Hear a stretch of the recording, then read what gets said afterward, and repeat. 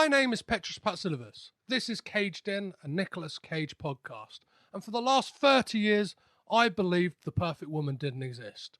That was until January 1st, 2021, when I saw a tweet that read, I saw 97 Nicolas Cage films this year. The owner of that tweet is Marianne Zumberge. And today, January 7th, yes, Nicolas Cage's birthday, we're going to go through the highs and lows of Cage's career as we discuss, amongst other things, her top and bottom 5 best and worst Nicolas Cage movies. How are you, Marianne? Are you well? I'm wonderful. Thank you so much for having me on the holiest of days. How are you doing? I'm very well. Do you have plans to celebrate Cage's birthday in any particular fashion? I'm wearing a Raising Arizona t-shirt, and I'm going to wear that to go get a COVID test later today. So that's my super fun day. Yes. Amazing. So obviously, I guess it would be crass of me not to mention the wider world at the moment. And one of the things that has come out of obviously the devastation that has happened, the further rising of the far right, is I'm not sure if you've picked up on this. A lot of people have used this as an opportunity to make Cage jokes and yes, I think national treasure. Yeah, one of the best ones I think I saw was somebody put maybe it is plausible that somebody could have stole the Declaration of Independence. Yeah, I saw one that was like, you're telling me that Nic Cage could have just waltzed in and taken the Declaration and the police would have helped him. So dark times, but a silver lining is some Nick Black comedy in there. Yeah, definitely. This is not to obviously make light of the tragic and horrible things that are happening in this world. Of course. Here on Caged In, we like to keep things a little bit light, and that was a nice, as you said, a silver lining in this kind of shit storm of a start of the year. And have you managed to, obviously, just 2 days ago, the history of swear words dropped on Netflix? Have you, yes. Did you check it out at all? Yeah, I watched the first 2 episodes. So I watched, can I swear?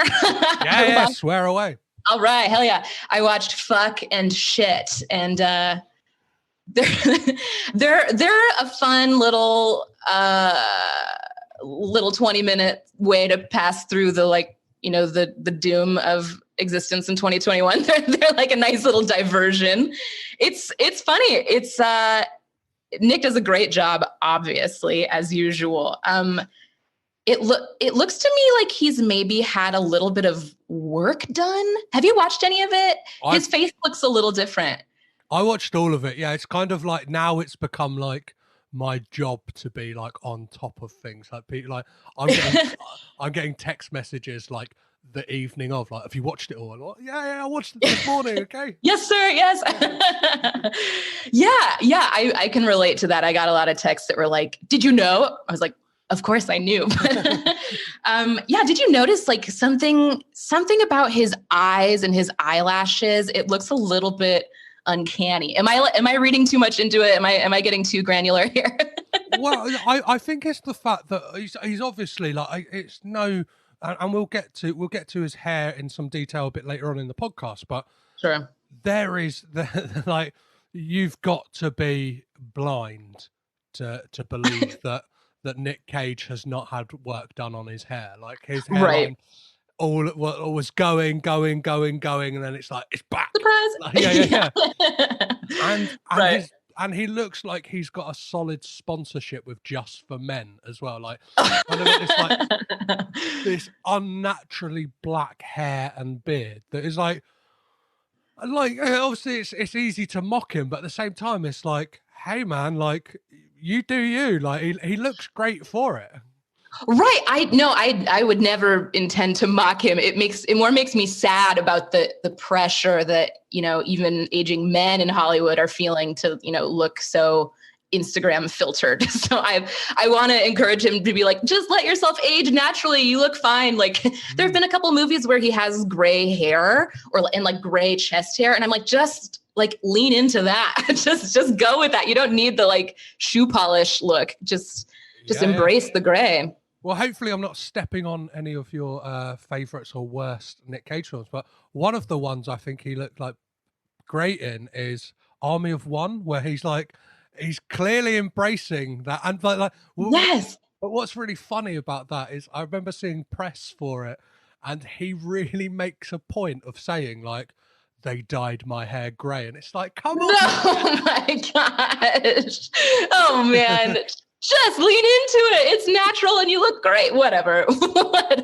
Nick, if you hear this, you look great. Stop trying. You don't gotta submit to those pressures. It's okay, man. I think a personal, like, I think probably the most naturalistic acting wise and kind of like looks wise is probably the film Joe, where like he's got that salt and pepper beard, and it's like, yes, I had no idea this was going to be so like how does Nick look centric, but I'm loving it, by the way.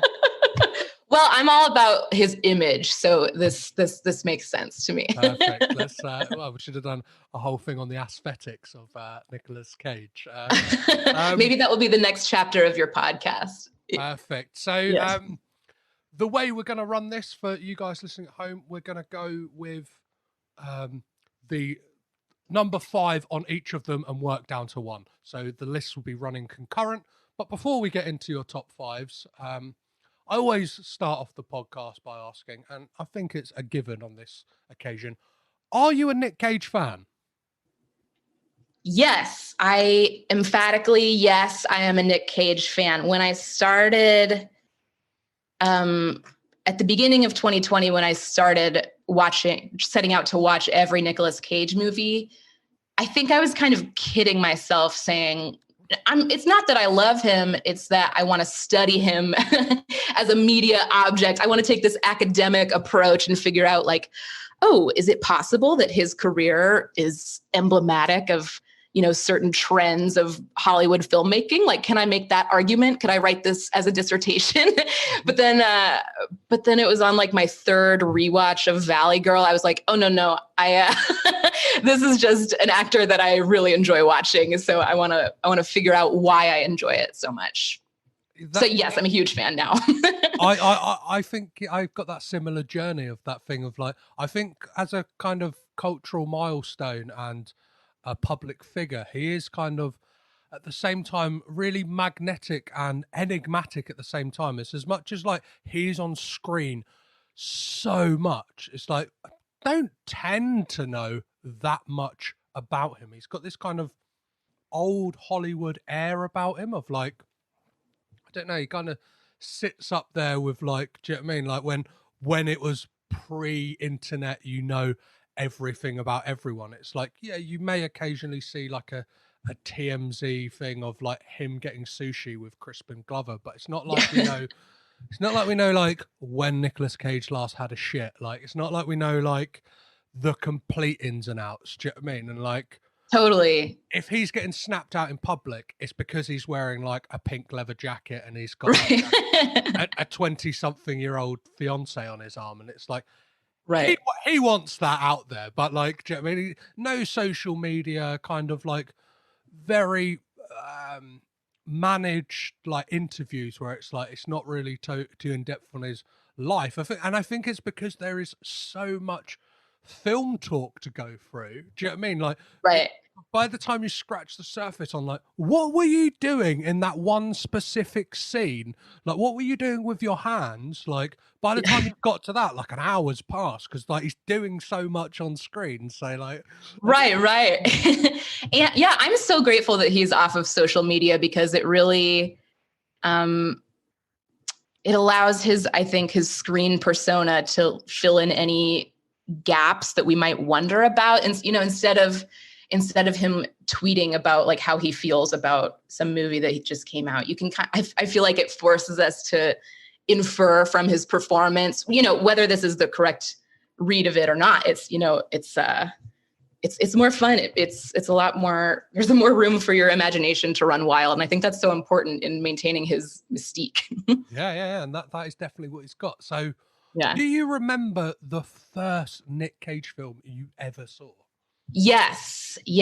I remember I saw National Treasure when it was in theaters. And I think I was 12 when it came out. So I just went with like a bunch of my middle school friends because it was the Friday night blockbuster and there was nothing else to do. You know, it wasn't out of any particular interest in Cage or any interest in the subject matter. It was like, oh, this is the big Disney movie coming out. Let's go. And I remember being totally tickled by it. But at the time I was like, why didn't they cast like some young heartthrob to carry this movie? Why didn't they cast, why isn't this like, I don't know, why isn't this a Josh Hartnett movie or you know, something silly like that? But that you know, as the 12-year-old girl brain functions, I was like, where's the eye candy? And then watching it now, I'm like, what was I thinking? Like, that's how dare I make that comparison when it came out?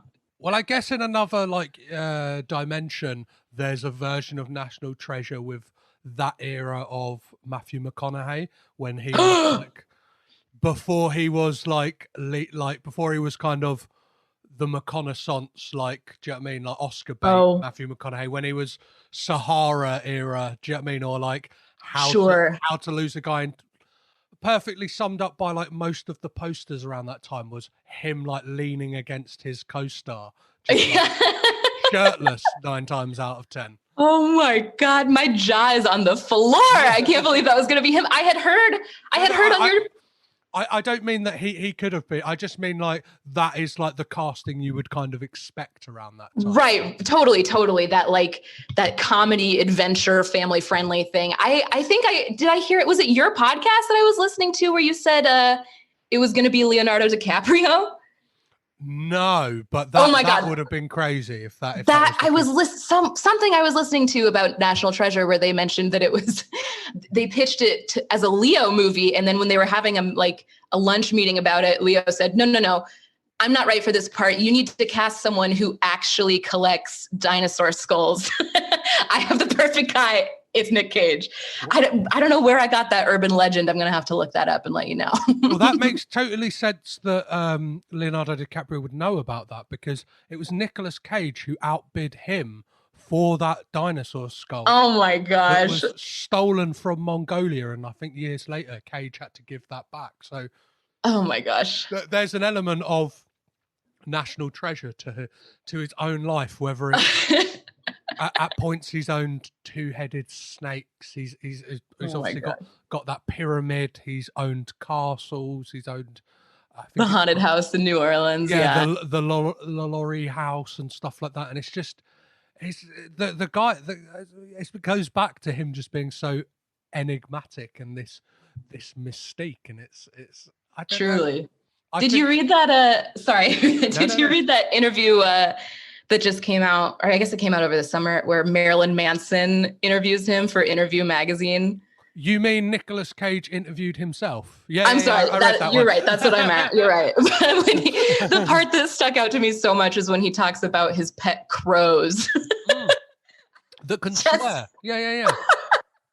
I couldn't believe how perfectly well he has honed his own persona to get to the point where he can say, oh yeah, I've got pet crows and they swear at me. And it's just like, well, obviously, of course he does. Of course. Yeah. Who else? Yeah. I have an image of Cage dressed up as like Edgar Allan Poe. A couple of crows like adorning him. Yeah. Nevermore. Yeah. Perfect. So let's get into your top 5s. So let's first go with, let's get the negative out of the way. So let's go with your number 5 of your bottom Nic Cage movies. Okay, number 5. First, I'd like to say with these bottom 5, it's not that they're the worst performances of his, because I think he's made some strange choices. I can't really call any of his performances bad because there is always something interesting going on. But in terms of subject matter and in terms of him, you know, my daydream of him receiving the script and saying, yes, this is the movie I will do next. Like, I'm on board with this. these are my bottom 5. Number 5 is Time to Kill. Have you seen this one? Oh yes, the Italian army one. Oh my gosh, what a mess! What a terrible mess. A very weird subject matter as well. It's yes, a very bizarre subject matter, and it's like when you look at I kind of revisited that recently because I was like, well, like I didn't watch it, but like kind of like doing some digging about it because the score is by Ennio Morricone. So when he passed away, I was kind of like having a little poke around, being like, "Hey, is there any Cage connections by any chance?" And found that, and I was like, "Oh gosh, that film's crap. Like it's terrible." Oh my god, it's ridiculous. For those of you listening who don't know, this is one where Nicolas Cage, he's like in his mid-20s. He looks great, but the movie is awful. He is in the Italian army and he's stationed somewhere in Africa and he rapes this woman and then he becomes convinced that she had leprosy. So he's convinced that he has leprosy. And it is all handled so ham-fistedly and it's so racist and so cringeworthy to watch with 2021 eyes. My jaw was on the floor the entire time I saw it. It's got that classic like Italian thing as well, where it's recorded with it looks like it's recorded with no sound and then overdubbed as well. Right. Maybe everyone was speaking their native language on set. That's a big trope with like Italian cinema, like right. kind of 70s giallo films. They kind of got everyone to speak in their mother, and it's like we'll make it make sense in the edit and like right ADR, and I feel icky just like thinking about that film. So I'm gonna. I know. I feel bad even bringing it up on here. Sorry, everyone. Don't watch it. I'm gonna swiftly move on to your number 5 in best Nic Cage films. Okay. It's none other than Con Air, which I said, put the bunny back in the box. Why couldn't you put the bunny back in the box? I unapologetically love it. There's so much wrong with it, but it's the kind of movie where whenever it's on cable, you drop everything and you watch the rest of it. It's just a wild ride in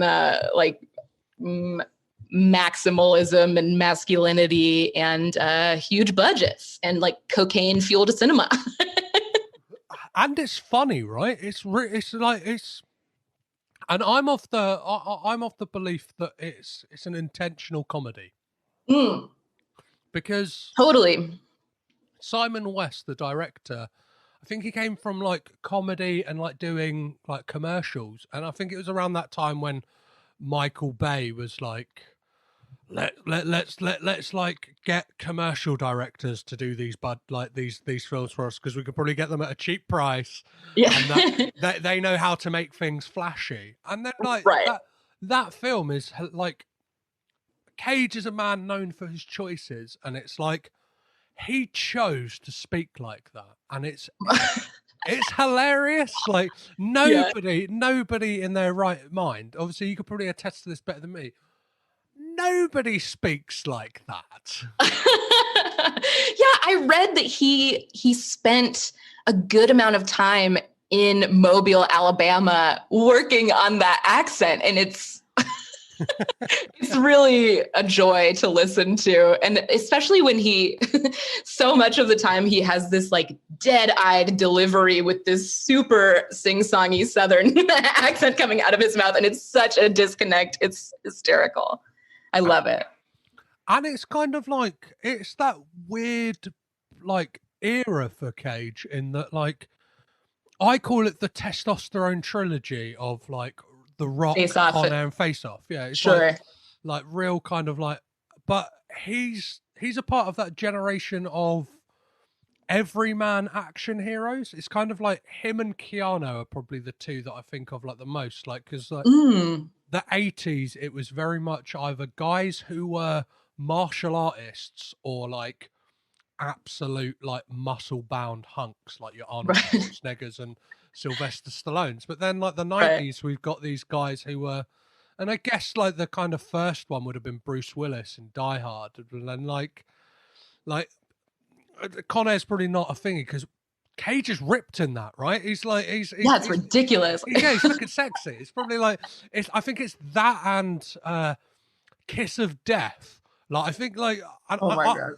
I mentioned this on Twitter today that like I think like the reason he is in Con Air is Kiss of Death. I think like that kind of that made like, even though the film's not great, people went like, he can fucking get ripped. He can get he can get ripped, and it's that kind of 1-2 punch of Kiss of Death and Leaving Las Vegas. That kind of. Oh my gosh! The fact that his Oscar performance and that trilogy of hypermasculinity are like exist side by side in the late 90s like that is so fascinating. Like, it's almost as though he had this blank check, you know, to do like the biggest budget things he could possibly get his hands on. Like, oh, you're going to do this little indie and make a huge critical splash. Like, let's completely swing the pendulum the opposite direction and get you in walking away from explosions as often as possible.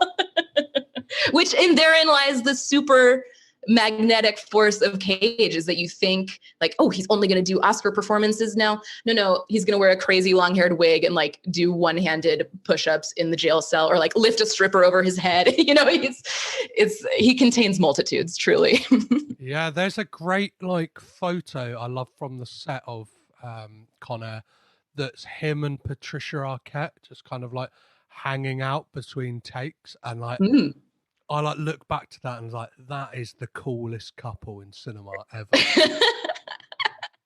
Like, yeah, they just look, they like, it's like, I don't know, and especially like the choices both of those made around that time. And I think, yeah, again, not to like, we might get to it, but like, I think the stage after that kind of hyper masculine era, it gets even like his career gets even more interesting for me.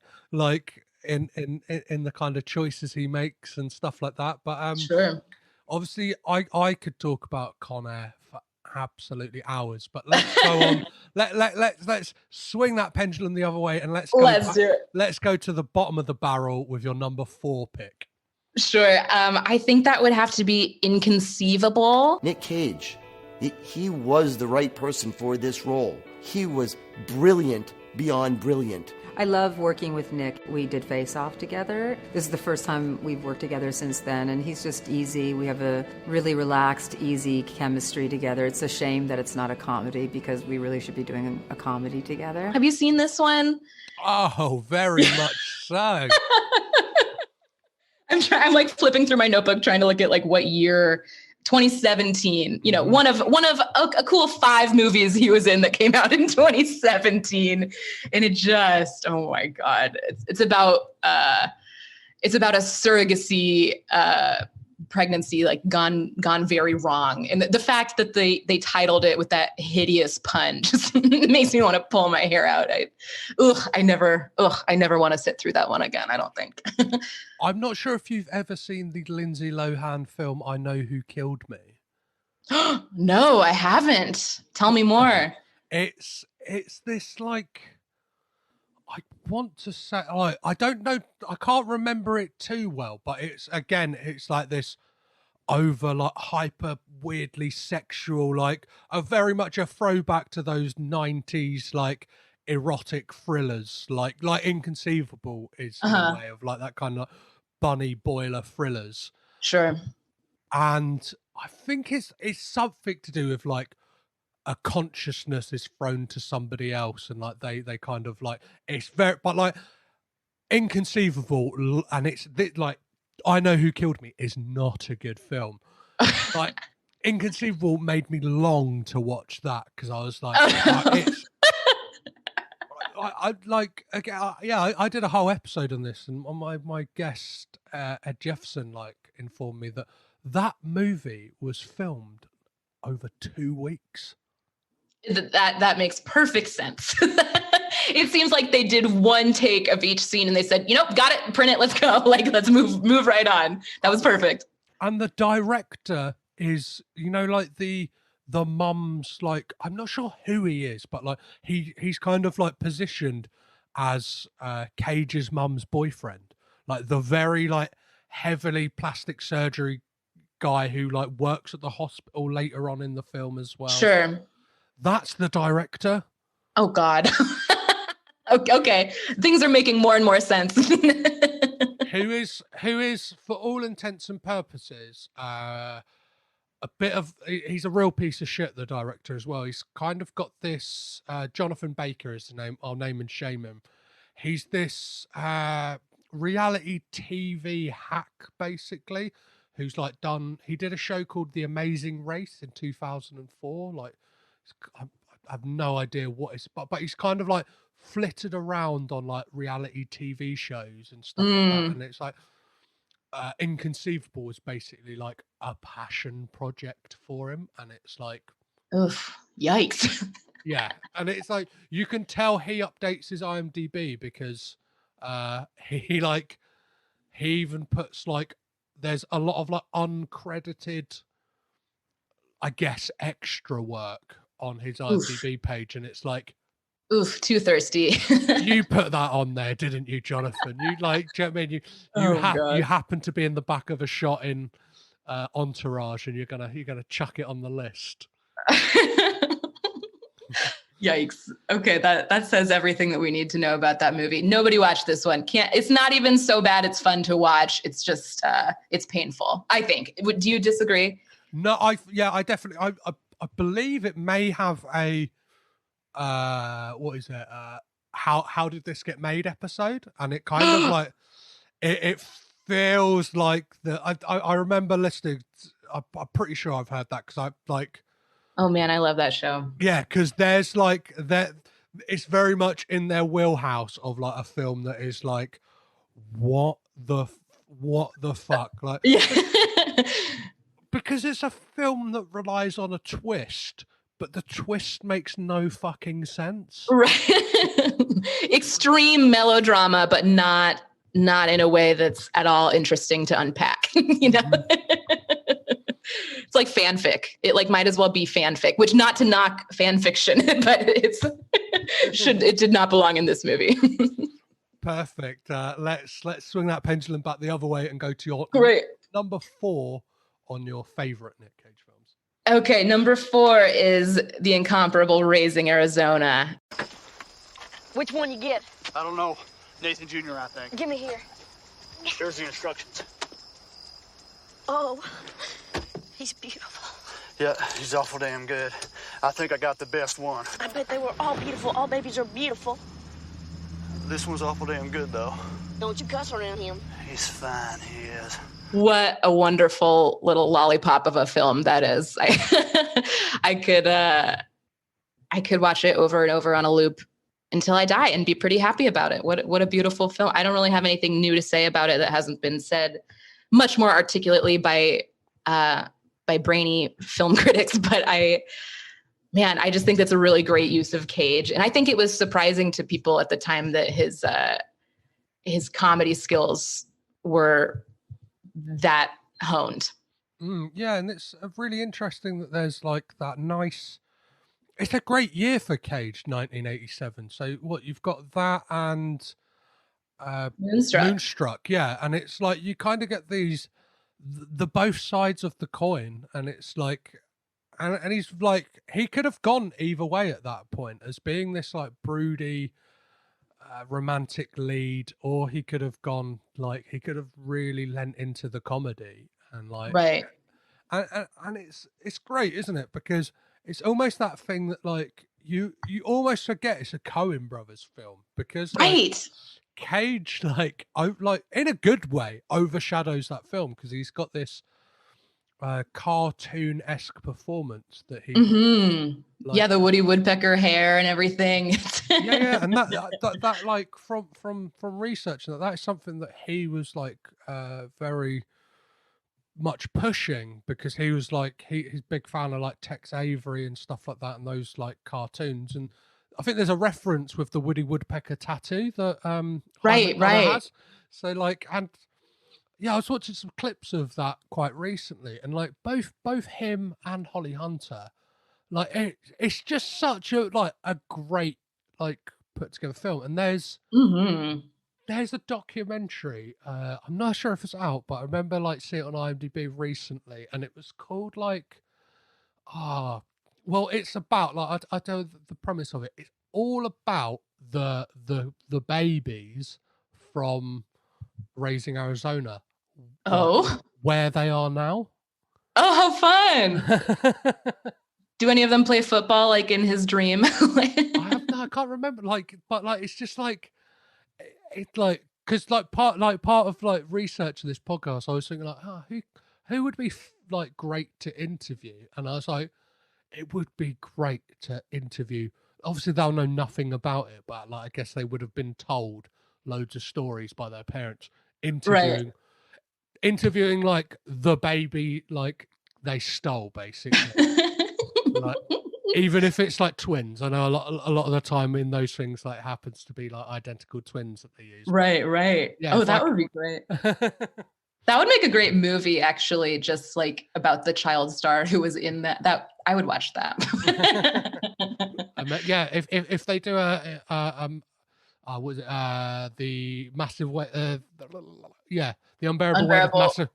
If they do a sequel to that, get like just for fan service, get the baby from get the grown up adult from Raising Arizona. It should be like a 10-minute short, like as a Blu-ray extra. Perfect. That's what Get the studio on the phone. We're pitching this.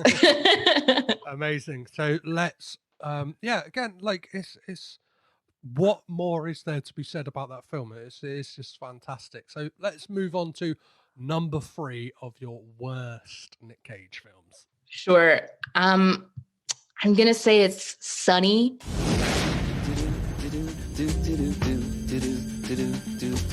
Golden Globe winner James Franco, Golden Globe winner Brenda Blethyn, Nina Suvari, Harry Dean Stanton, in a film by Nicolas Cage. Sunny. Which is his one directorial effort. And I feel terrible knocking the one movie that Nic Cage directed, because I admire the effort and the confidence that it takes to say, yeah, I've been in enough movies now. I think I understand how to put one together myself. And then the just colossal miscalculation of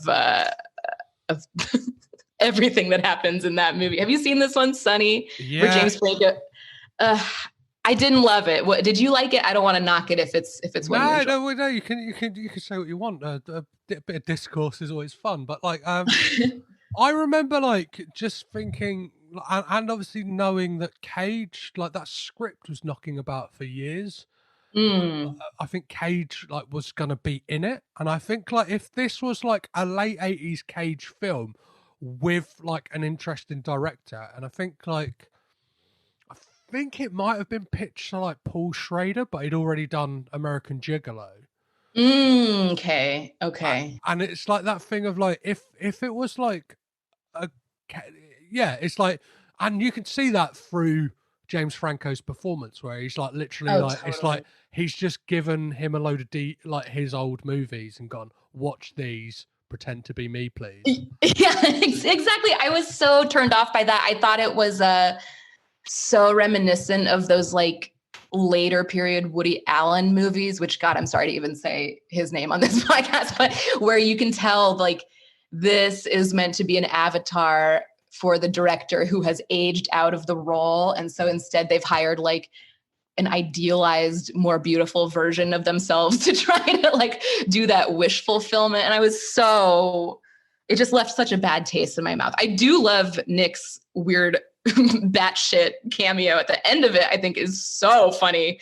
But if there were more of that, I might feel differently about this movie. But it just really doesn't come together. And I think, its handling of sex workers, I think obviously from our contemporary viewpoint is pretty cringy. But I wanted so much more from it. I wanted, because Nic's love for New Orleans is so well documented that I really thought it could have been a more interesting use of the city. And instead it seems like just really hackneyed. I don't know. I find it really interesting that he says like the closest he's ever come to like portraying like the closest to him on screen is a film like Joe. Yet the film he decides to make is this like, I don't know, quite broad and bawdy, like, I don't know, it's quite bad taste like film about like, and it's quite the episodic movie about like the exploits of a male sex worker. Totally. And it's, to me, that raised the question, is he trying to make some comment on how the life of an actor is comparable to the life of a sex worker? Is he trying to make some statement about how he feels used for his body? It didn't come together for me. Perfect. Well, let's try and wash the taste of that film out of our mouth. Great. By going on to your number 3 of your favorites. Okay, number 3 of my favorites is adaptation. I'm Earl Bros. I don't know what that word means. I've written myself into my screenplay. That's kind of weird, huh? It's self-indulgent. It's narcissistic. It's solipsistic. It's pathetic. I'm pathetic. I'm fat and pathetic. I'm sure you had good reasons, Charles. You're an artist. The reason is because I'm too timid to speak to the woman who wrote the book. Because I'm pathetic. Because I have no idea how to write. Because I can't make flowers fascinating. Because I suck. Because what's better than one Nicolas Cage? It's 2 Nicolas Cages. That movie, I think of every movie that he's been in, I think, regardless of performance, even if he weren't in, obviously he makes so much of the movie, but I think overall, quality wise, that is the best movie on his whole IMDb page, like flat out. I think that is an incredible piece of work. And I can't imagine anyone else doing justice to those twins the way that Nic does, but I think it's just such a gorgeous script, and I'm glad he's in it. There's a perfect play of nepotism with that film, because obviously at the time his cousin would have been married, Sophia Coppola would have been married to Spike Jonze. So like, I always think like there's an element of like, that's how they got Nic Cage. Because at that time he would have been real hot shit, right? He would have been like really like, I don't know, and he's fantastic in it. Like, it's one of those films where you get lost in the fact that it's even him, and I think that's what makes it like, it's that film where you go, oh yeah, I just watched not one but 2 Nic Cages, and like, I didn't feel like they were Nic Cage. I felt like they were Charlie and Donald Kaufman. And it's right. And to be able to compare those 2 performances side by side in the same frame is such a gift, because, instead of having to sit through a double or triple feature of him trying on different hats, like I'm going to do a thriller, I'm going to do a comedy, I'm going to do this, to see it exist side by side like that, I think that opened a lot of people's eyes to his range. If they hadn't been by Leaving Las Vegas, I think this was a new level of impressive work. So that film would have come out in 2002 and was like, it's one of those films as well when people like don't tend to talk about the fact that it was a heavily like Oscar nominated movie. So like, right. I think it was like, and won, I think, for Chris Cooper for best like supporting actor. I think you're right. Yeah. And it's like, yeah, I definitely feel like Cage, like, really doesn't get the heat. Well, for me, like, I'm really quickly trying to find out like what else was nominated, because this is something I always find fascinating. It's almost like the films that don't win like the Oscar, like, are normally better. Like, it's. Do you know what I mean? It's like what was the best, like what was the actual best film that year that X film won or whatever? Do you know what I mean? Like, totally. Yeah, like, well, like Green Book won the Oscar. Oh my God. Definitely not the best film of that year. But I know, like, adaptation is a film that has stood the test of time. I think it really talks to a lot of creatives. I know friends of mine who are writers and stuff like that say it's a real tough watch because it really taps into that angst of trying to get something creative out of you. And I know it's something that like I definitely struggle with, trying to like write stuff and like do creative. The self-loathing and the hyper criticism. Absolutely. I can understand how it's painful for some people to watch. It's killer. So many elements of just, like Hollywoodism, I think are nailed by that movie. Like just every meeting that he takes with different executives, I think it's the tone that they strike of that like casual, friendly, but also get this done and we need it done. And like, but how are you? Like, oh, it's okay. And like the unspoken, but like just below the surface, like the money pressure. I think it's so beautifully executed. Yeah, one of the like great things I've seen about that film is there's an amazing like Q&A with Susan Orlean. I love her.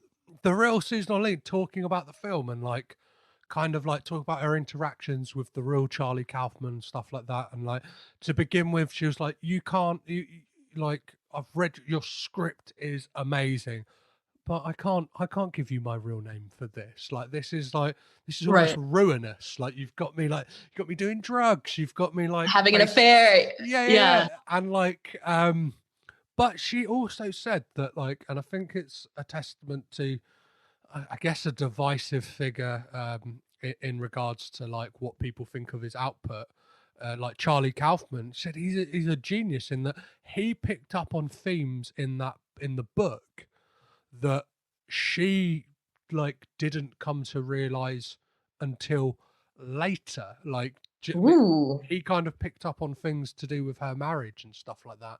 And I think it was like after that film came out that she like, and she says it in this like interview that she got like she did divorce her husband, not through like an affair or anything like that, but like he kind of like really like tapped into that. And it's like, wow. Yeah. And it's and there's a great, like, just to draw this back to your number 5 pick of your favorites, it's interesting to me that Spike Jonze's first 2 films star the 2 leads from Con Air.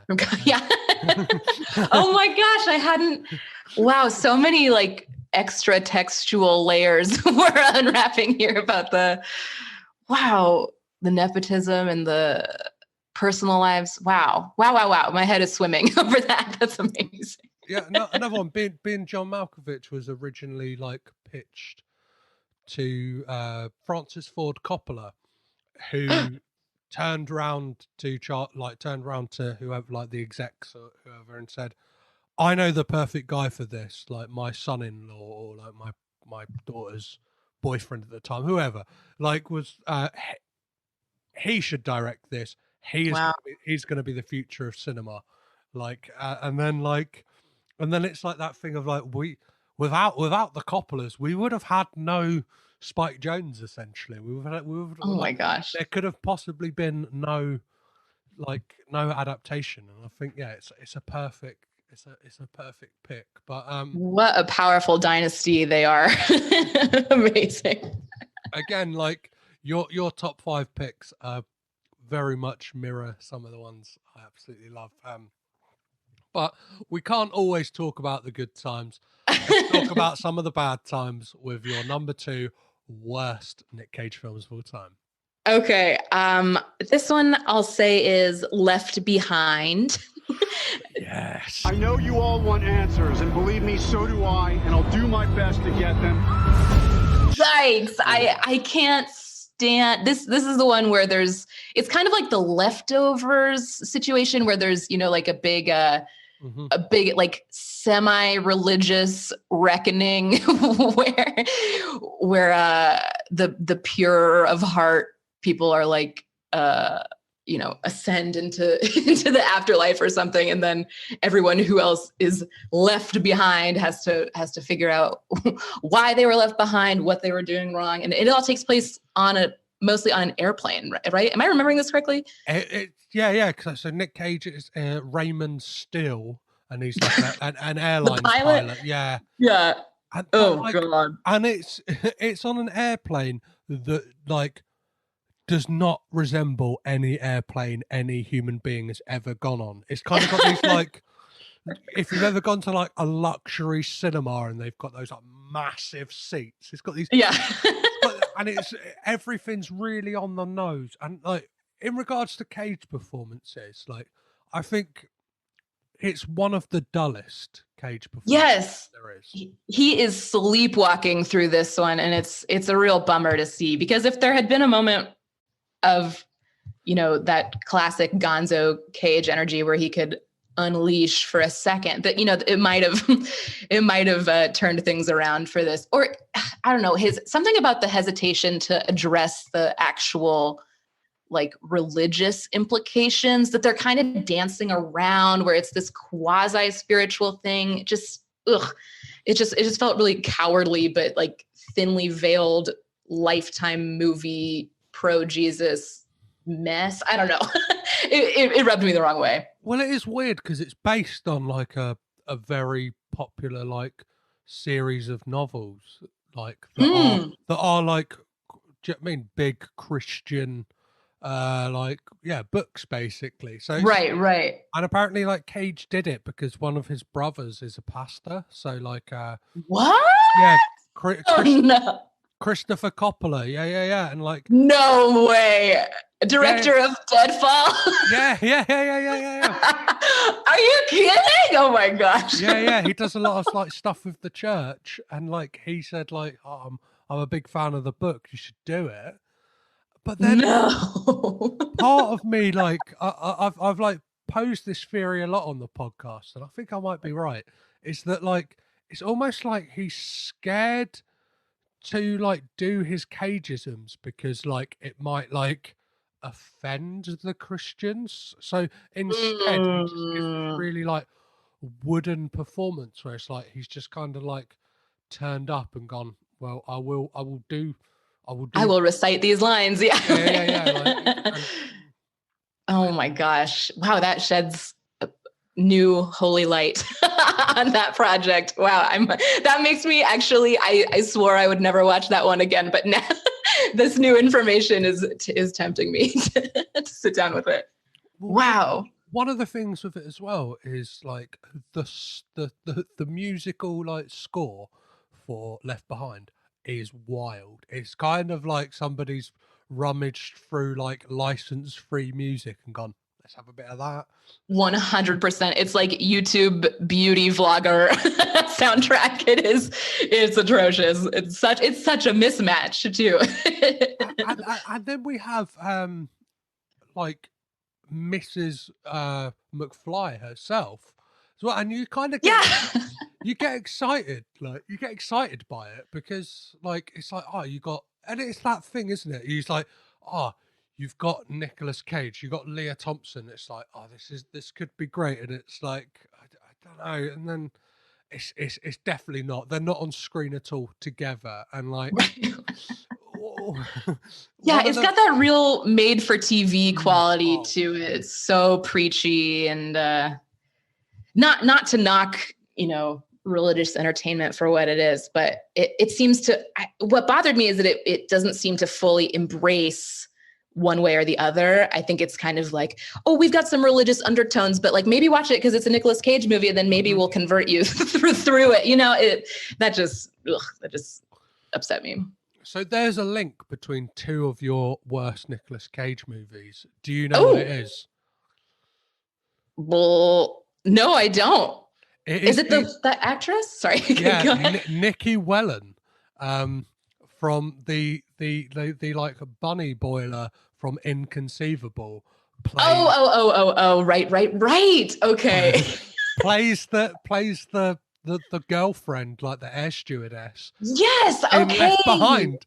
So like, oh my gosh, maybe I secretly have some horrible vendetta against this actress. I don't think it's you. Like, it's not you, it's her. Like, I think she's the kiss of death to a film.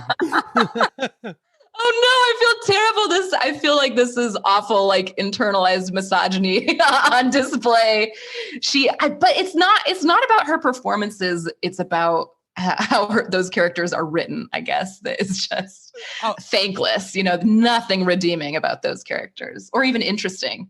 Definitely. So, again, like weirdly, I could talk about Left Behind for ages because it is like I could just get bogged down talking about like how they went about filming the actual rapture scenes because I just find it hilarious that like essentially what they would have done is just like held up some clothes and then dropped them and then moved an arm out of yeah.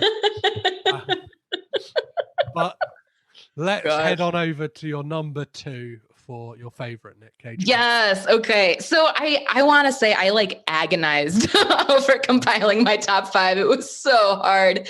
And I finally got to a point where I was like, in no particular order, the top 5 are this, but so to arrange them by my love for them is difficult. So I finally decided at number 2 is Valley Girl, which I just think is one of the most precious depictions of teen romance ever. I just think it's so charming and they have such amazing chemistry, Nick and Deborah Foreman. I know what this is. It's your fucking friends, right? Shit, Julie. I mean, what is this? It's between you and me, not between the rest of the fucking world, so fuck off. It's your friends. Well, fuck you. Now fuck off for sure. Like, totally. And it's like so believable and sizzling, and yet it seems so innocent to me. I don't know. And then the soundtrack I just find to be sublime. I think it makes me really wish I were a teenager in love in the 80s in a way that other rom-coms attempt and do not, succeed at. I just think it has so much heart, and you can tell that the budget is so minuscule, but everyone working on that movie just like threw their whole attention and finances into it. And it just really warms my heart to watch. It's great. It's been a real hot minute since I've seen it because it's near on impossible to like get in the UK. I think like oh really? Yeah, when I first watched it, it was like I had to watch it illegally, guys. Ooh, wink, wink. Yeah.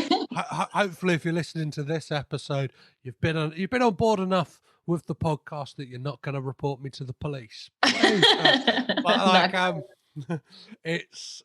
I remember like it's a film I definitely need to revisit because I think it is that thing that like because I like started the podcast on that thing of like it was almost like this is a challenge to see if I can watch every Nicolas Cage film. Mm-hmm. My attitude to begin with was very much that like thing of people who deride him online with all these memes of like, oh, what the fuck's Nic Cage doing? Like, oh, like, and like, I was a lot harder on that film than it definitely deserves. And like, probably like, I think for comedy's sake, I was like on that episode a lot harder on it. And it's like, I want to go back and visit, and especially like, since it's been like 4 years now since I like started the podcast, it's like, I've done a lot of growing up in that time. So like I think I could definitely like I definitely would appreciate it a lot more, and like I think without the caveat of having to record an episode on it, just to be able to watch it and enjoy it, like sure. I know there are things that like stick with me. I think there's a brilliant like heartfelt moment when she tries to break up with him on the doorstep, and like you kind of, and it's that great thing, like it's ahead of its time as a movie, right? Because it's got that like whole that class thing, like of like, and I guess it's kind of done with Pretty in Pink as well and stuff like that. But this feels like the more real version, whereas Pretty in Pink is like the Hollywood version of that story. And I think it's so interesting. The class thing that you mentioned, that it doesn't seem the pressure to date within her own peer group doesn't at all seem to come from her family, and it comes completely from her friends, her high school friends, who are such assholes. I hadn't really seen that depicted before, and I think it's a very real pressure, and it's handled really carefully. Yeah, and it's like that thing in the 80s. A lot of the time, it would have been like the pushy parents, even to like big cultural milestones like the Karate Kid. Do you know what I mean? It's like Ali's parents who are like, "Oh, you're dating this kid from Reseda?" Like, that was a brilliant impression. That was great. Yeah. It's funny how supportive those parents are. I feel like I could walk out into Silver Lake right now in LA and meet them, and I wouldn't bat an eyelash. Like, they're so progressive, especially when you think that movie came out in 1983. I think it's so ahead of its time. Well, don't they own like a kind of like basically like a vegan health store as well? Yeah, a health food store and a restaurant. Yeah, it's amazing. And they're talking about their like Birkenstocks, and they're talking about being at Woodstock and the March on Washington. They're like these wonderful hippies. And they don't say anything negative about Nic Cage's character the whole time. It's really refreshing. Yeah, it's if you have a chance, check out and this is for people at home as well, type in Valley Girl Thai poster and then compare it to the American poster of Valley Girl. No. It is a sight to behold. It is great. Oh, I can't wait. It's like when you get like somebody go, yeah, this is like it's like a nailed it, basically, you know, like when they try and get like expectation reality. Yeah, exactly. It's an expectation reality video. No, like image. That's the perfect way to put it. Oh, great! I can't wait to see it. So we're hitting to the top spot of your least favorite Nic Cage film. Okay, I think it's Trapped in Paradise, which like on the surface it's like such an innocuous, just like middle of the road holiday comedy. But the reason I chose it is because it is this weird curio of a movie where it looks like the budget's fine. Like, the cast is pretty impressive. It looks like it should be, you know, of similar caliber to like Planes, Trains, and Automobiles.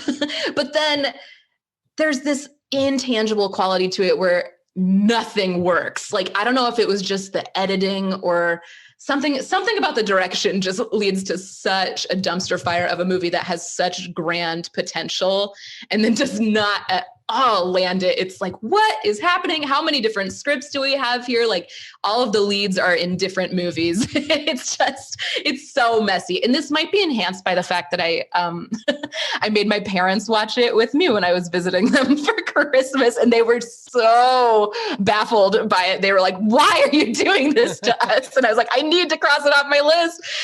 And so I think part it has been has warped my memory of it, is like thinking about how my parents were making these like groaning sigh noises the whole time. Like, oh my God, it's not over yet. So it just sticks out like a sore thumb in my memory. No, it is bad. Like, you are right. It is bad. Like, it's a rudderless ship as well. So the director basically wasn't directing. Cage is reportedly like, he directed a lot of the scenes and stuff like that. Oh my God. I think, Okay. and I think at that point probably had no directorial experience. And it's that thing Sure. of like, I think if you had a proper director on that film, you wouldn't have got Dana Carvey doing that voice throughout. That's right. Jesus. Yeah. And it's like the thing, like, obviously Dana Carvey and John Lovitz are great for certain things. Like, I said it on I got invited on a podcast to talk about that film for a Christmas episode. Ooh, fun. It's that thing of like, as like an SNL sketch, like those characters, interesting. For like Sure. a nearly 2-hour movie, those No. I want to fucking kill them both. Yeah. And it's like, very grating. yeah, like John Lovett's popping up in an Adam Sandler movie, kind of like doing a John Lovett's basically. Do you know what I mean? When he turns up in The Wedding Singer and he's like playing that like douchebag, like rival singer, it's like, yeah, perfect. I'm all on board for that. But when it's like, here's John Lovett's doing jazz hands essentially for 2 hours, like, fuck off, John. Exactly. He's one of those actors where he should just be the cinnamon in the recipe instead of being the flour. You know what I mean? Yeah. He's like, he carries much too much weight in this movie and it becomes very tiresome very quickly. Well, there's a whole weird thing that him and Dana Carvey, like, I think they had a Las Vegas residency. Like, they kind of do like a double act. Oh gosh. And that it's like, sounds yeah, like torture. If you're saying to me like you've got the choice of like Shania Twain or John Lovett and Dana Carvey, like, hey, man, I feel like a woman tonight. Do you know what I mean? Like, I ain't fucking going anywhere near those two. Like, oh gosh, no, thank you. How funny. I mean, you know, I shouldn't be so hard on them. I love Dana Carvey in certain ways, but I don't think I would choose to spend a precious evening that way. well, it's that thing. Like, I for me, I was never like a Wayne's World. I was never like a massive Wayne's World guy. I was like, in my head, it was you pick a camp. It's your Bill and Ted or Wayne's World, and it's like, oh, how funny, yeah. I was more of like a Bill and Ted guy, but like I can see that. And it's like the thing of like, I don't know, like apart from I've never seen Master of Disguise, and I don't think I ever will.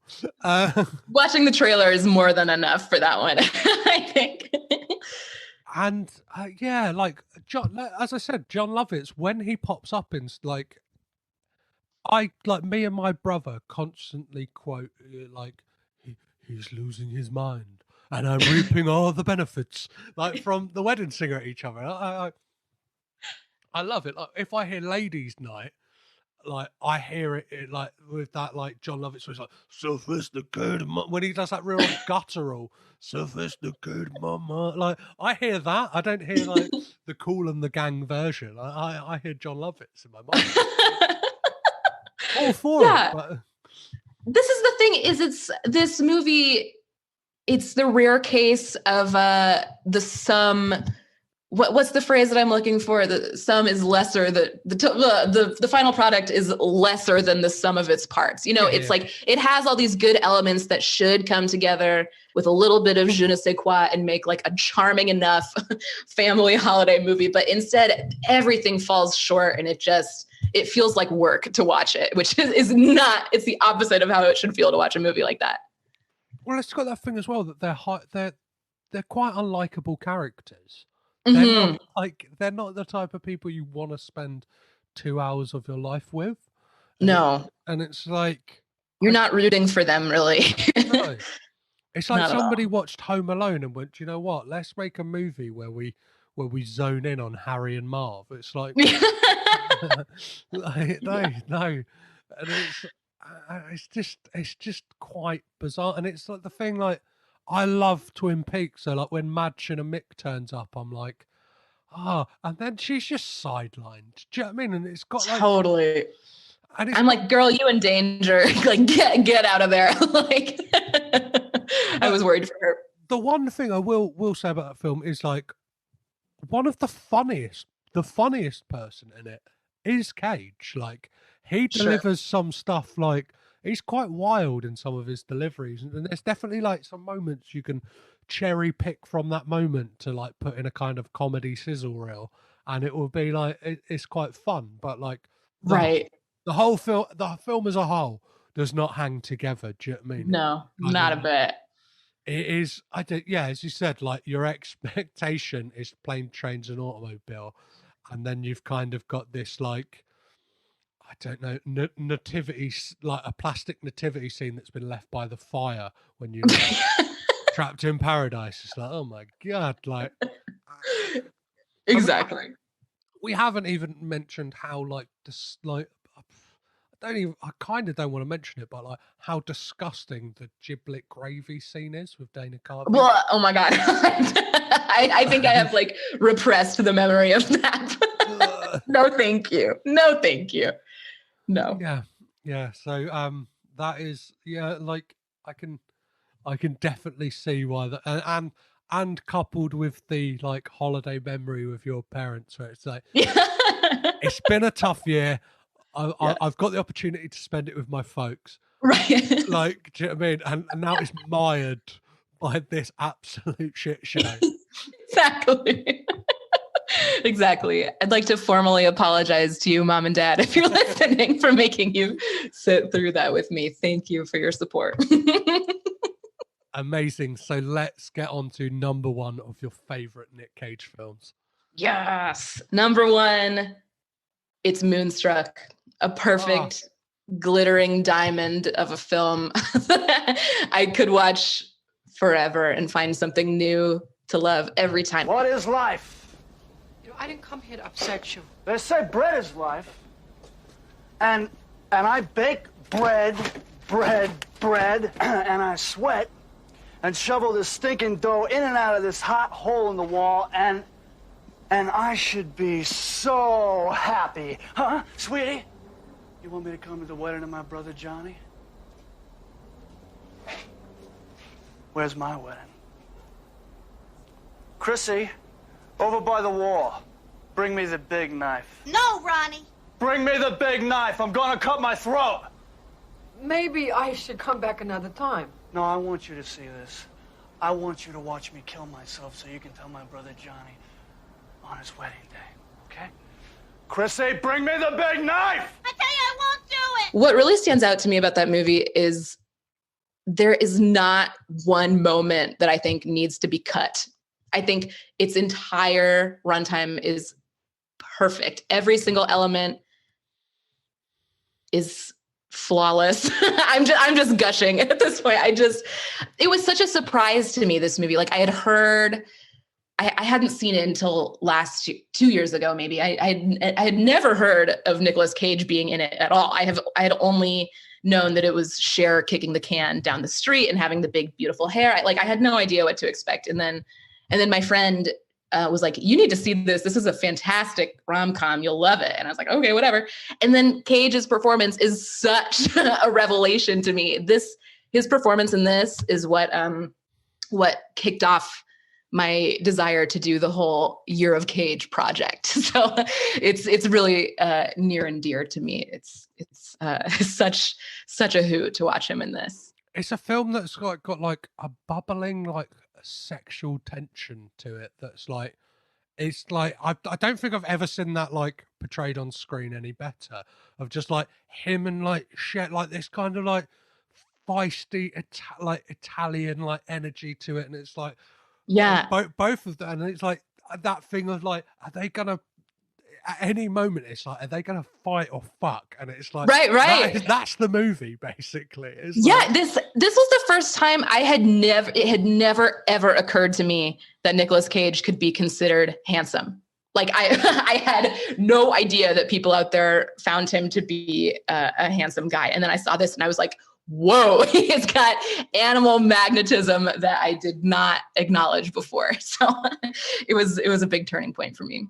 Yeah, again, it's one I haven't revisited in a couple of years, and it's like, it's that thing like I know recently like it got like a Criterion release in the US. Oh yeah, it's having a real moment right now. Yeah, and I'm like, I just like see stills of it all the time. I'm like, I really need to go back to that. And it's like the thing of like, it's not streaming anywhere, and it is that thing like, for me, I'm like holding out that like Criterion UK give it that Blu-ray release, because I'm like, I want to see it in the best possible way. Like, do you know what I mean? I've been so hard done by recently watching like Francis Ford Coppola films on like early DVDs, where it's like, oh god, you know, like where it's like a square on the screen. It's like, this isn't how this film is supposed to be viewed. But like, right, there's again like there's great footage. I think it's it must have been the 1988 Oscars, when Sean Connery, funnily, won the Oscar for Best Actor for The Untouchables. Oh. Cher and Nicolas Cage present the Oscar to him, and their chemistry together, like Cage is kind of being a bit wild. It's kind of like not as much as I'm not sure if you've ever seen the Terry Wogan like entrance when he like front flips and throws out all the money. Like oh yes, I've seen the GIF of that. Yeah. Yeah, he's kind of like got that, like the energy he's got in that, like the swagger, and like. Oh But gosh. then you've got Cher saying to him like, "Don't make me hit you, Nicky," and it's like that like sexual tension is like bubbling still. Like, do you know what I mean? At the Oscars, it's like, come on, guy. And my favorite element of their chemistry is that she's 15 years older than he is. That rocks my world. That she's like so sophisticated and worldly, and he's just like this like punk ass kid with like hot bubbling blood. And they're just the perfect match. I love it so much. Yeah, they're like, it is great. Like, and I definitely like. It's definitely a contender for like my like one of my, and it's like it's a really sweet film as well, isn't it? It's like Yeah, that's the thing is it's got on the one hand it's like super sexy and electric, but then on the other hand it like functions as this really wistful like fairy tale. So the tension between those two poles I think is so special, and that's what makes it so magnificent to watch over and over again, because you can see those two forces at play, and it's wonderful. In my mind, the Moonstruck universe is in the same universe as the Rocky universe. So, like in New York, you've got Cage and Cher, like, do you know what I mean, like falling in love, and then over in Philadelphia, you've got Rocky and Adrian falling. Oh my God. Like another Coppola. Yeah. You got these great like. I think for me, like, especially the first Rocky film, they both like play in that same sandbox of like just these like really tender like love stories, and I think like for me like Rocky 1 is that more than anything, more than a sports movie, is this. Oh sure, Adrian. Yeah. These two kind of outsiders falling in love, and like just like the passion in Moonstruck, and I'd be remiss not to mention the like. It took my hand, like the kind of like, he's like, every time I bake bread. I lost my hand, I lost my bread. Yeah. Iconic. And that's like pretty much his introduction as a character, right? It's like, that's his first scene. Comes out guns blazing in that movie and does not let up. It's magnificent. That's what you want. And what's great about that Oscar like performance of those two is that like they're pretty much dressed how they are when they go to the opera. So it looks like they walked off the set of that movie onto the Oscars stage. Oh, beautiful. Gosh, that's touching. Perfect. That's been an amazing, both of your top fives have been great. It's been amazing to talk about this film. Thank you. Before I let you go, just three fun questions. What is the worst hair Nic Cage has ever had in a movie? This was tough. I settled on Bangkok Dangerous. And you are correct. That piece just looks like it is running away from his face, and it makes me sad. It just makes me sad. I love the movies where he has a full wig that's kind of like shoulder length long hair. I think he rocks that. I think I'm talking like Season of the Witch, Sorcerer's Apprentice style, like when he has a full wig that is like, or even this is polarizing to say, but even those photos of Superman Lives where he's doing the costume fitting and he's got that long hair, I think is so interesting with his bone structure, and I think he should lean into that more. But then Bangkok Dangerous, it's like half of that wig, it's like someone cut a circle like in the very center of a long-haired wig and like scotch taped it to the back of his head, and it just upsets me. It's like very sad Elvis. Ugh, it's a bummer. It's just a bummer to look at. Well, it's that thing as well, isn't it? It's like, I don't know. It's like a skullet basically. It's got It's like no party in the like. It's like no business in the front and a party you don't want to be in at the back. You know what I mean? It's like, I'll avoid that party. It's sad. I just can't believe, and in so many of those like post 2010 movies that he's been in, when he has a bad hairpiece like that, I'm just always astonished that enough people signed off on it. Like it takes so many people to say like, yeah, that's fine. That works. Yeah, that's great before it like reaches our TV screens. And I just can't believe that it got enough yeses to like make it to the final product. Well, I think with Bangkok Dangerous, the poster for that movie as well is the same case. It looks like a first pass by the graphic designer because it's like Cage, it probably was. Like this weird thing with his arm where it almost looks like his hands, like it's always supposed to be going under his jacket, but the way it's like positioned, it looks like his arms going into him, and it all looks a bit like photoshopped, and it's like, how many people have looked at this and then gone, yep. Yeah, that works. Yeah. Green light. Yeah. Yeah, that's the like, do you know what I mean? Somebody's like, I picture it like, I don't know, like Americans got, I don't, you know, when they're picking like finalists for like a game and they're kind of got Polaroids laid out on a desk and then they're going, yeah, that's the one. Like that's we've got a winner. Yeah. No, it's not. As you're probably aware, Nic Cage is known for doing some very dexterous things with his voice in movies. What is the craziest voice he's ever done in a movie? I'm sorry, I have two answers for this one. The first one we mentioned, Army of One. He's got that crazy nasal voice that just is so grating and does not at all match to me like the rest of his body's performance. I don't know if it was because that it was what that actual man sounded like or what, but it's ridiculous. And then in his like he has that fantasy or a hallucination where he's talking to Osama bin Laden and he says like, "Assalamu alaikum, Binny boy." And it makes my skin crawl. It's just ridiculous. But then the second answer is the atrocious Italian accent he's committing in Captain Corelli's Mandolin. Oh, have you seen this? Yeah, of course. I said Captain. Oh, gosh.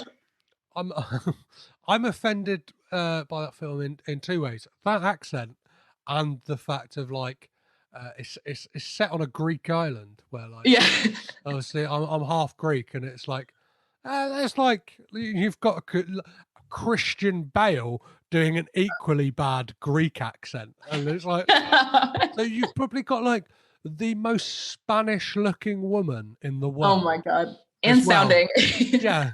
To play a Greek woman. It's like, come on, guys. Like, oh my God, what a mess. And my mistake was that I had high expectations for what his Italian accent would sound like, because I thought if anyone could do it, it's a Coppola. Like if anyone can nail this, it's Nick. And then it comes out just like so Mario sounding that it just upset me. Perfect. Yeah, that is that they're both but they're both real stinkers. So get on to like what a lot of people sign on to a Nic Cage film for. What they always look for is him paging out, freaking out. What is the best Nic Cage freak out in a movie? Ooh, to me, the most memorable one is Deadfall, directed by his dear brother. Just the whole second act of that movie, like starting from when he's like at the strip club alone to then when he gets his face stuck in the deep fryer, I think is so fun to watch. And you know, the other obvious choice is Vampire's Kiss, which is fantastic, but everyone talks about this one. Deadfall, on the other hand, I had never heard of, and I think it belongs in the same conversation as Vampire's Kiss. It is that unhinged and that fun to watch. Well, it's got that thing as well that like it's so many like bizarrely quotable moments in that, and there's great YouTube videos where they've just compiled losing his shit. No, just Nic Cage's moments in Deadfall. So it's like all of just Nic Cage in that movie, and it's perfect. And a line that I would say it haunts me a lot of the time is when he's like stabs the guy in the throat, and he's like Sam fucking Peckinpah. Yeah. What? Why have you just quoted the name of do you know what I mean? Like a 70s director out of nowhere. Or he's like, "Vive la fucking France!" Yeah. And then what I thought was great with the history of swearing is history of swear words is there's a great deep cut from Deadfall that they put in the trailer and in the show where he does that prolonged yeah. For the nerds like me and you who've watched them all, for the kind of the crate diggers of Nic Cage fans. Totally. You see that and then you go they're referencing Deadfall. They've really done their research for this show. and it shows that I don't know. I think Cage is entering an interesting stage in his career, and probably leads us on to the end of the podcast. Is he's really self-aware, and it's that thing of obviously one of my hopes one day for this podcast is to be able to talk to Nic Cage, and it's with the fact he's doing stuff like that, you think he will talk about that stuff. I know a lot of actors don't there's certain movies they go or their PR will be don't mention this. Yeah. Do you know what I mean? It's like Bruce Willis. It's I don't know. It's probably the list is probably longer for films you can't talk about than it is you can't. Do you know what I mean? Sure. Yeah, I'm kind of viewing this current iteration of Cage's career as his Chuck Norris phase, where he is just a walking meme and is kind of leaning into that. In a way, it makes me sad because I think that he has more great performances in him. I think my hope is that he could get another Oscar nomination someday, but I don't know if that's ridiculous. No, my thing for it, I wouldn't say Chuck Norris. I would say it's Jeff Goldblum from a few years ago when he really lent into being I am Jeff Goldblum. Do you know what I mean? The airy fairy Jeff Goldblum, where he's kind of doing videos for Vice, where he's doing ASMR videos of because he's known to have that voice and or come see my jazz band. Or he when you see Jeff Goldblum in interviews now, he's all of a sudden he's affected this way of kind of holding himself, where he is kind of and he dresses like a dandy, and I think Cage and I guess a question I didn't send to you beforehand, but I guess it's quite relevant for it's a new year, and obviously there's new Cage stuff coming up. Of what you know about the Cage films or projects that are slated for the future, is there one you're particularly excited about? Yes, I'm actually quite excited to see the Joe Exotic project. I think it has the potential to be too off the rails, but I also think Nick's forgive this horrible phrase, but his instrument is so well calibrated and he is in such good control of it that I think he's going to turn in something really insightful and interesting. And also I was trying to think, has he ever played an out gay character before? I can't think of another time he has. So I'm cautiously optimistic that this will be an interesting turn for him. What do you think? Are you looking forward to that one? I'm really I'm kind of looking forward to all of it. And it's that thing in Cage terms, this looks like one of the potentially strongest years of output, whether it's Prisoners of Ghostland, teaming up with again, it's similar. It kind of harkens back to the John Woo thing with Face Off. It's like it's a prolific Asian director making his first English language film. I know Face Off wasn't John Woo's first English language, but it's like somebody who's like in certain circles, Sion Sono has like like does like 2 to 3 films a year and stuff like that. It's like insane. He's like but like the fact that like he's decided I'm going to make an English language film, and not only am I going to do that, I want Nic Cage to star in it, really like gets me excited. Totally. And the buzz around that one has been so positive. I have high hopes. Yeah, and it's like it's been announced for Sundance, and it's like that's normally like a high watermark for a movie, right? And then it's like you've got the unbearable weight of massive talent, and even if you strip Cage away from that, obviously he is the linchpin of it, but like you look at the cast surrounding him, it's like you've got probably one of the hottest actors working right now in Pedro Pascal. Mm-hmm. You've got Neil Patrick Harris. Oh God, I forgot. It's like, for all intents and purposes, like it can be hit and miss, but like if he's kind of like, for me, like some of the funniest Neil Patrick Harris is in the Harold and Kumar movies when he's very much playing high camp and like. Yeah, the self-aware performances are much more fun. Yeah, so I have a feeling that's possibly what we might get, and then Tiffany Haddish and Sharon Horgan are all. Oh God, I love Sharon. She's so fun. And then, that's right.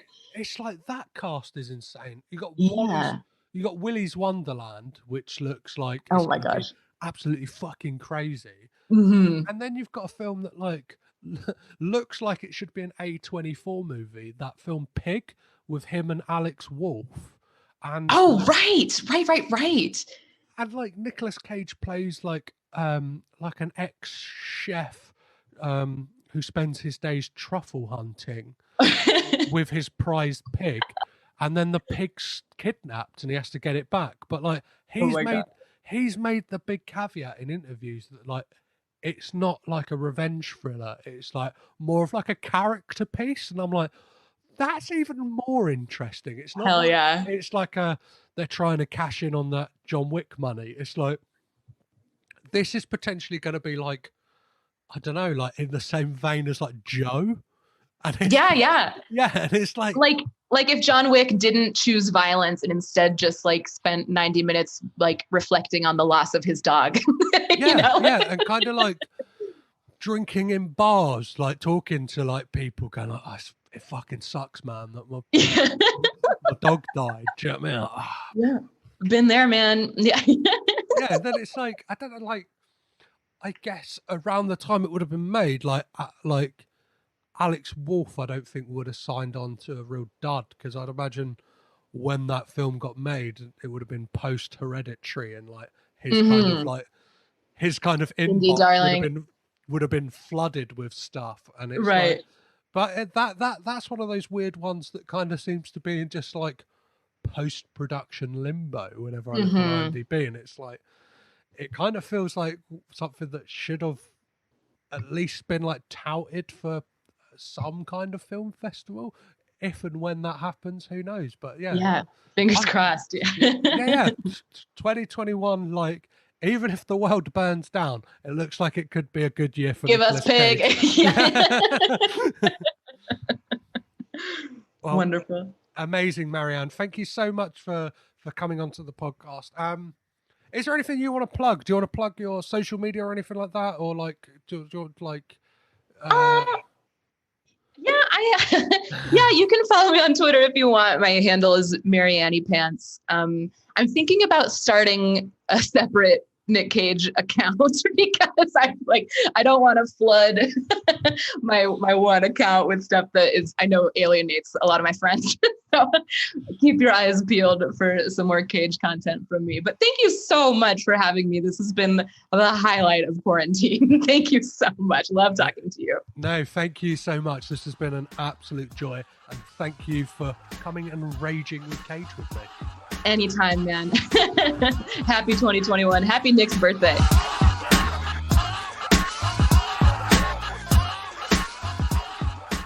And that was Marianne Zumberge and her top and bottom Nic Cage films. I'm sure you'll agree with me that they are some fantastic choices on both sides of the scale.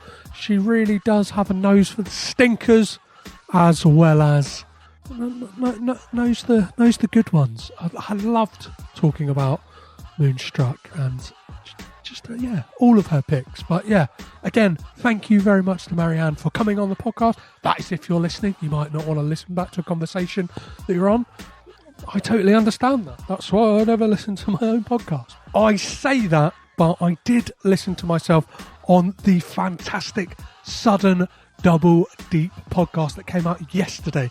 If you are listening to this in real time, it came out on this Thursday, so the 21st of January, where we discussed 3 Nicolas Cage films. So The Wicker Man, Spider-Man Into the Spider-Verse and Mandy in their man triple bill, because they are the 3 films linked by a word podcast, and Daryl, Jeanette and Matt are bloody fantastic.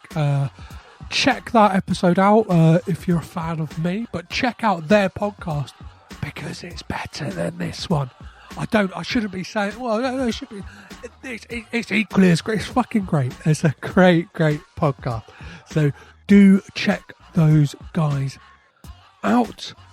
This is the point as well where I should be plugging away, guys, that you can now pre-order the first ever Caged In t-shirt, which is a Not the Bees Wicker Man inspired t-shirt designed by an amazing artist called Tim Sinclair, and you will be the talk of Summer's Isle when you're going to those sacrifices, and when the harvest is low and you're walking around, you're doing your harvesting, you're tending to the bees.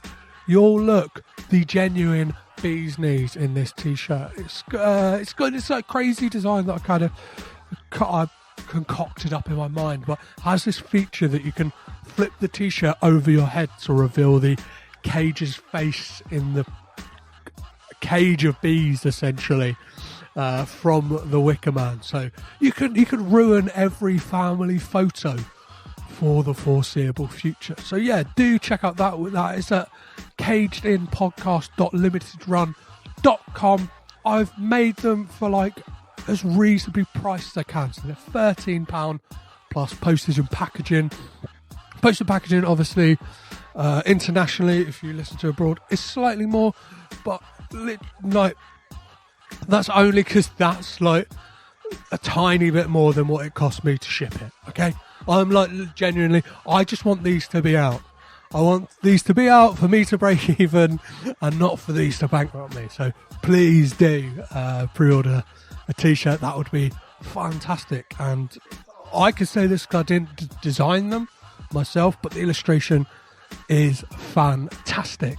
On next week's podcast, we're really getting to the end. We've got 3 films left, and next week's episode is with Logan Kenny to talk about the 2019 erotic thriller, southern gothic drama Grand Isle, directed by Stephen Campanelli, and it's a great conversation. And this is one, if you haven't subscribed to the Patreon, I would really recommend it with this one, just because me and Logan end up talking quite a considerable chunk, so you'll probably get an extra like 20 to 30 minutes extra just talking a bit deeper about Cage. And obviously I've got like 3 bonus questions that I ask on the Patreon section and stuff like that, but Logan has some amazing answers, and it kind of veers down in some really interesting places. So yeah, do be sure to check out that. It's only £2 a month, and since the start of this year, every episode has kind of had a little bit of an extra chunk, and moving forward, every episode will have a little bit extra, and then on top of that, I'm going to chuck in some bonus episodes as well. So hopefully it's worth the money.